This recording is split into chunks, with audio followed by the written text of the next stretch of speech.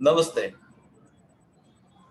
Welcome to the special talk series jointly organized by International Association of Academicians and Researchers, that is IAAR, Vedant Foundation Rajkot, Vedant Publications and Educational Services, and conference co-organizer City University Punjab.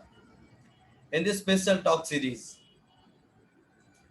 we are going to have the seasoned speakers from India as well as abroad who will speak to us for 20 minutes on their respective areas connecting to the higher education. Today, we are really pleased to have Dr. Saurav Banerjee with us. Welcome, sir. I'm honored to introduce Dr. Banerjee. He is serving as Associate Professor in English at Mahitos Nandi Mahavidyalay, West Bengal. He has earned more than 20 years of experience in teaching UG and PG students. He is a learned professor and excellent international speaker. He has been awarded with Best Paper in English and Literature at the Asia Pacific E-Conference. He has been appointed as the Education Ambassador India by IOER Philippines. His contributions in publications at national as well as international levels are noteworthy. Without wasting much time, I would request Professor Dr. Saurav Banerjee sir to deliver his talk on culture, nation and higher education, history, problems and solution. Sir, welcome sir. Yeah, thank you. Thank you for this glorious introduction. I don't know how much of it I deserve, but anyhow, thank you very much for it. And I'd also like to thank IAAR of Vedant Foundations and City University Punjab for having organized this wonderful and a timely program. This was the need of the hour. And I too will not waste any more time and I'll go straight into my topic. My topic is culture, nation and higher education, history, problems and solutions. So we all know that education plays a vital role in the development of any nation. Now, education provides a man with knowledge and awareness. This in turn influences the culture, the civic consciousness and social responsibilities of the citizens. An educated society is generally civil, gentle, humanitarian and compassionate. And the institutions of higher education have been instrumental in shaping the culture and development of a nation. The concept of an university has traveled a long way, both temporally and spatially.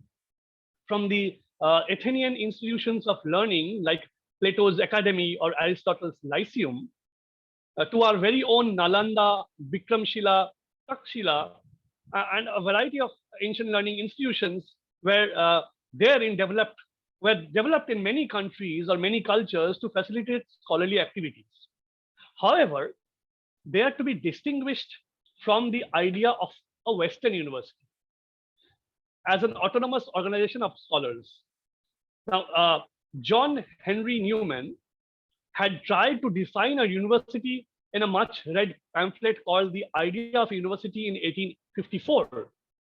He believed that a liberal education that includes the study of a broad range of disciplines best equips people to thrive in any walk of life. Now, though Newman expresses appreciation for the mechanical arts and trades, he asserts that the more specialized an education becomes, the more it ceases to be knowledge. So there's a difference between education and knowledge that he's drawing over here. And sadly enough, the present perception of education, especially that of higher education in our country, is that it is primarily seen as a tool for securing a job. This is only one of the problems. Today, we'll try to discuss the nature of higher education in India and the problems it faces, and also look at a few possible solutions so that higher education can develop the culture of our nation. So at the very onset, I think we should consider our nation according to Benedict Anderson's definition of a nation as being, and I quote, an imagined political community and a cultural construct, a man-made artifice. unquote. Anderson also goes on to state that for any country under colonial rule, like India was once, embracing a national identity after attaining independence is not a very difficult task for several reasons. First of all, it becomes very easy for the people to identify themselves in terms of contrast with the outsiders being, of course, the colonial rulers, as they share the common factors of being the oppressed. Secondly, the adoption of a national identity has been most likely encouraged by the oppressor themselves. Thus, the colonizers give the colonized people a country by virtue of being subjects of the colonizer's government and expects the population to embrace it, which in most cases they do. In India too, the colonizers' attempts to obliterate the pre-existing culture and impose their culture upon us was done through the vehicle of higher education.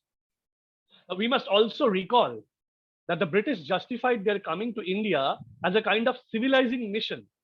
To the British, the proclaimed intent of colonizing India started out as a call for improvement, then to betterment and material progress, which was thereafter subsumed under the phrase civilizing mission.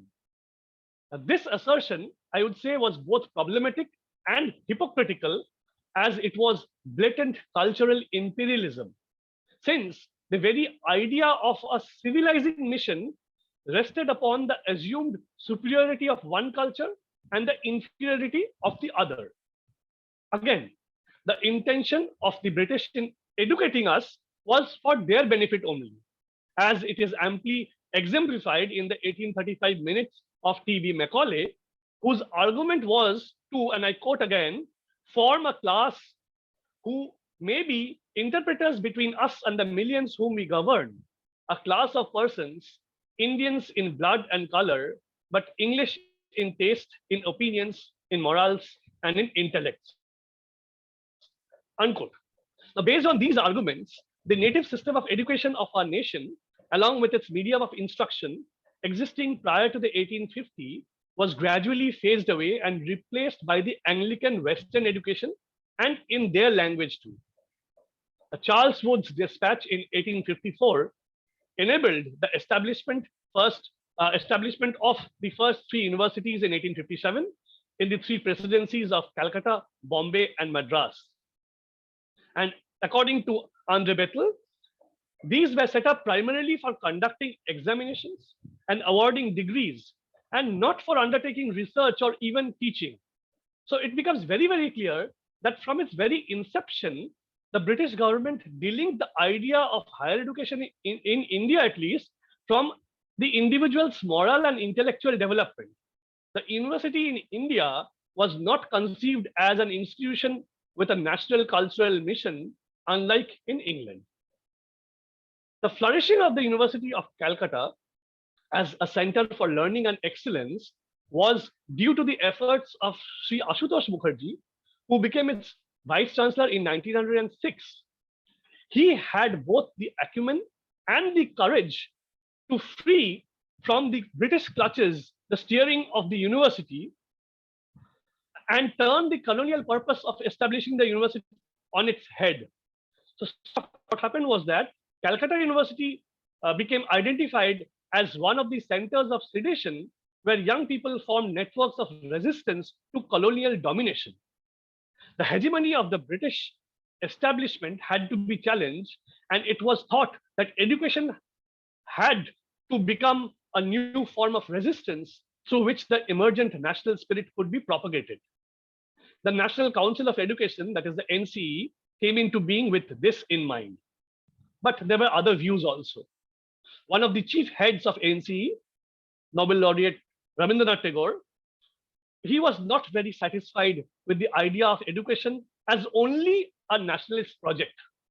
He was ill at ease with the hyper masculine aggressive concept of nationalism, and was also disenchanted with his early belief in the liberating power of European enlightenment.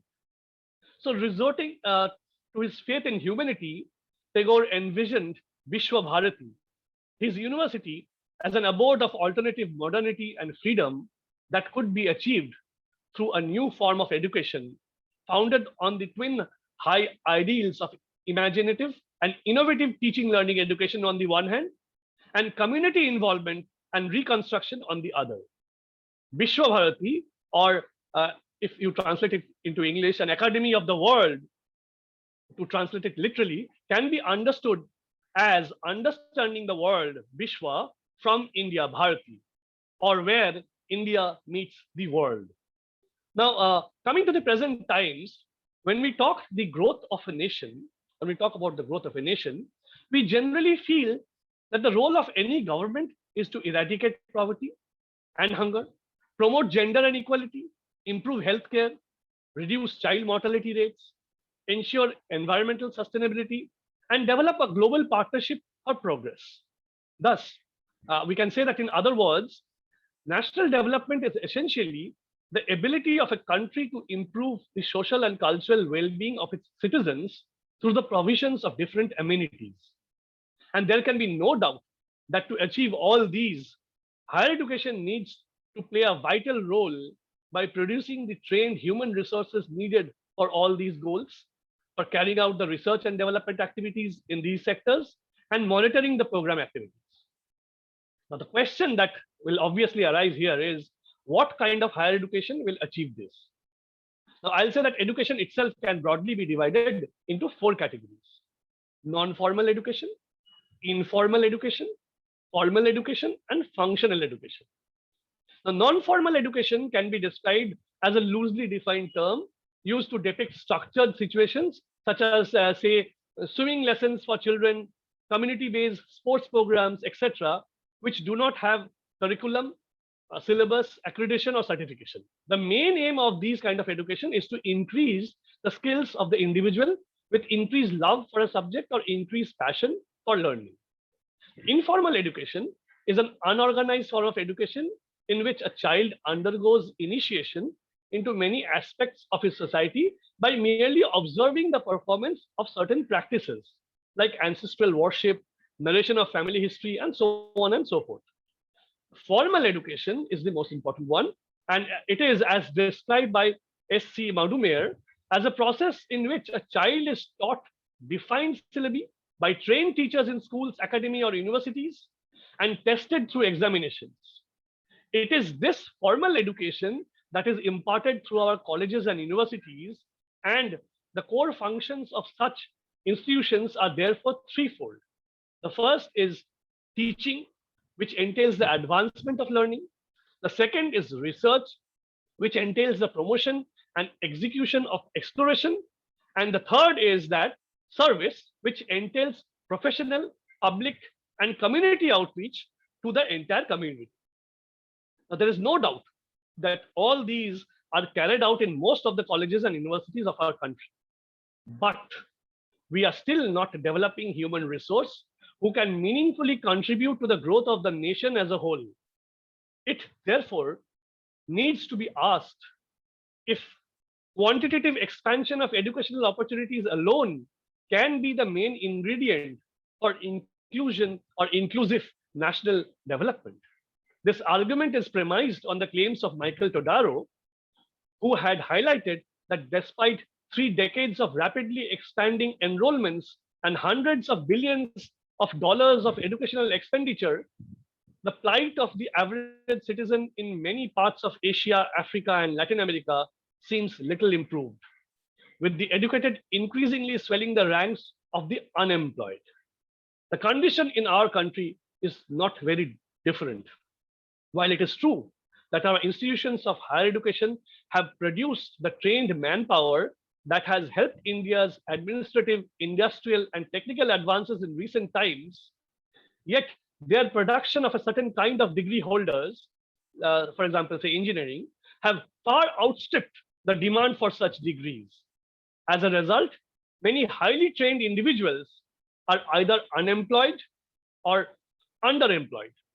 And the creation of this kind of unemployed and underemployed intelligentsia has the potential for social and political unrest, because the college education and university experience of many of these people have generally an urbanizing effect on these people, making many graduates unwilling to go back to rural areas or take up quote unquote lesser jobs. Then where lies the solution? Is the proliferation of colleges and universities creating more problems than they are solving by churning out more educated but unemployed youth? Now, here it is functional education that seems to offer a remedy to such problems. L.O. Ocho sees functional education as the process through which an individual is transformed into a participant in the social and economic development of society. It also gives the individual the opportunity of living within and contributing to the economic development of the society because, and I quote, a functional education system takes cognizance of the dynamics of the labor market and equips its graduates with occupational skills and competencies to enable them to be self-reliant, unquote. Yet, I would also like to point out that in putting too much stress or too much importance on such functional job market oriented education, the higher education system may be doing the same thing that Macaulay's 1835 minutes did, at least in spirit. The grants given to the humanities disciplines are becoming substantially less compared to the STEM subjects. By STEM, I of course mean the science, technology, engineering, and management subjects. Now, instead of trying to pull up the underprivileged and below par institutions, increasing grants are being allocated to the already flourishing institutions. So it is time to look at some of the things we are doing wrongly and how they can be rectified. Now, I'll give it in a point-wise manner. The first is that we must accept that there is still a huge mismatch in supply and demand. India's GER or gross enrollment ratio is lingering around the 25% mark at the moment, which is 6% below the world average and at least 50% lesser than developed countries such as Australia and the United States of America. There is either a lack of seats to accommodate the rest, or seats are available in colleges nobody has heard of or nobody wants to attend. So only an increase of GER will not work. It should be a balanced increase of GER across all disciplines. The second is that as a result of this huge gap, there is a mushrooming of low quality money-making institutes, especially in the urban areas. People who have absolutely no reason to be in the field of education, they may be politicians, realtors, businessmen, basically anybody who wants to make some cash, start opening colleges. Therefore, in a country like ours, higher education should primarily be run by the government or by private players with proven track records.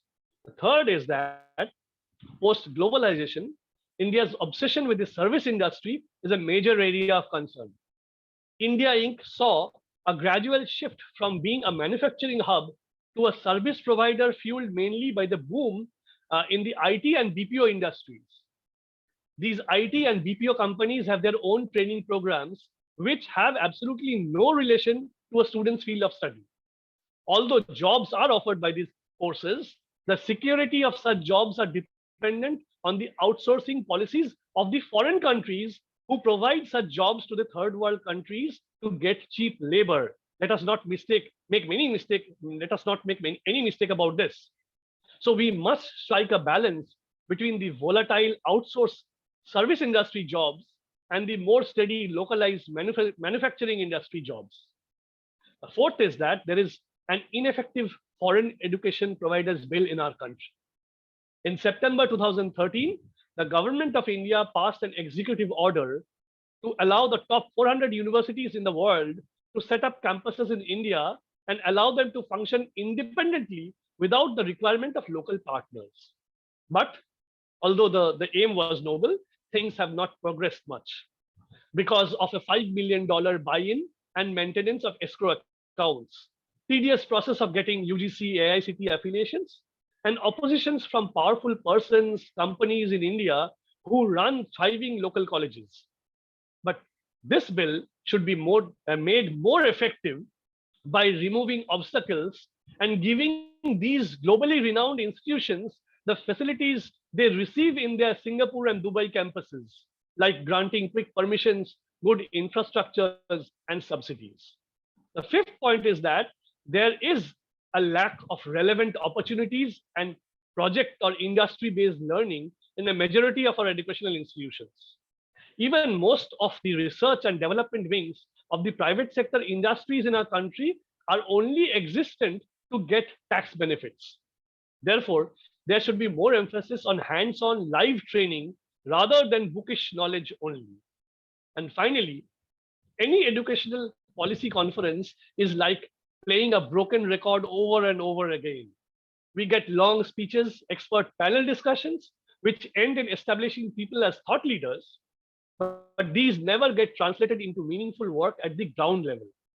So I suggest that there should be more time spent on finding tangible solutions and implementing them rather than only theoretically assessing the problems. So in conclusion, it can be said that it is indeed a tall hill that we have to climb if we need to step up our education system for the growth of our nation. Even the problems that I have mentioned here just scratch the surface of all things wrong and are probably only a few of them. The government of India, or any government to say the least, alone cannot make these improvements as much as it is their job. Reforms that are not only for namesake, heavy involvement from the reliable sections of the private sector, and more youngsters venturing into the field of education are a few of the things that could help develop the culture of our nation through higher education. Thank you. Thank you very much for giving me a patient hearing.